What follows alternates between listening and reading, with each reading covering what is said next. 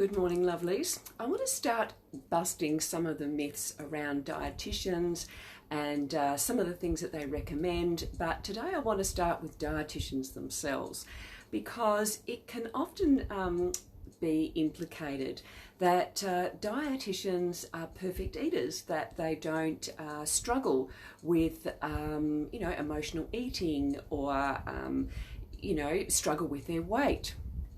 And I just want to bring to your attention that we absolutely do.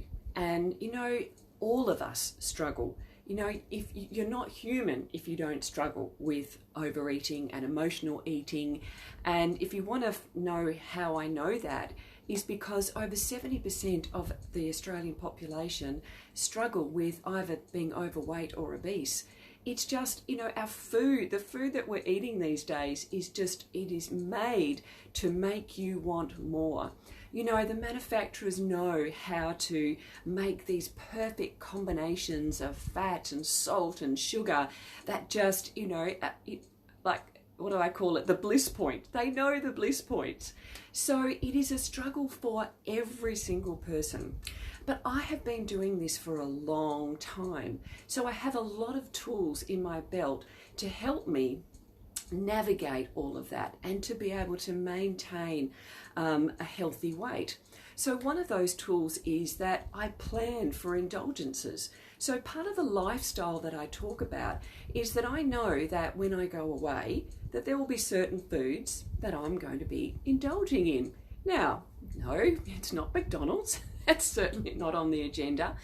But for me, it's one of the things I love when I go on holidays, because I go to a place where there is this amazing stone ground, rye bread, sourdough, and it's just amazing. And I know that I will be eating some of that when I go on holidays. The other thing I do is I create and make healthy versions of my comfort foods or my favorite foods. So you might have heard me go on and on about my Black Bean Brownies. So, that's something that I would make for special occasions so that I don't feel deprived. I never feel deprived. The other thing that I do is that I set myself up for success. So even though I've been doing this for a long time, it doesn't mean that I don't overeat at certain times. It doesn't mean that I am not susceptible anymore to emotional eating. So there are times when I find myself back in the kitchen, opening the fridge, looking for something. And I don't judge myself. In fact, I speak to myself the way that I would speak to my best friend.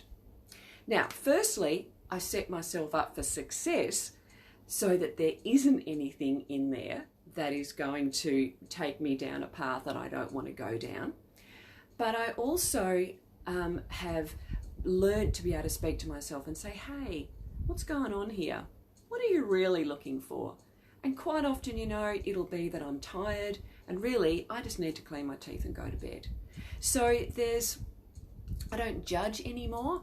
I look upon those situations when I might find myself in the kitchen, or I might find myself having overeaten. I look upon those situations through the eyes of compassion and curiosity. What's going on here?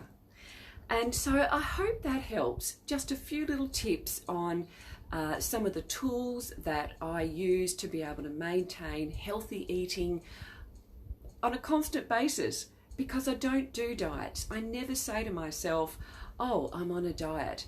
I came back recently from having been on holidays and my jeans were tight. So I just set about not having any of those extras that I would normally have in my life. So while I don't keep chocolate at home, there are always opportunities at work and other situations where chocolate is around. But I'm just choosing at the moment, until my jeans feel comfortable again, to not have that chocolate. I don't announce it to the world. I even caught myself almost grabbing one the other day and then pulled myself back and realized, oh, that's right, you're not eating chocolate at the moment. So there's not this, you're on a diet, you're never eating chocolate again in your life. It was just, oh no, I'm not eating chocolate at the moment. So, hope that helps. Please, if you've got any comments, pop them below. Any myths you want me to bust about dietitians or the dieting industry, and look forward to seeing you soon.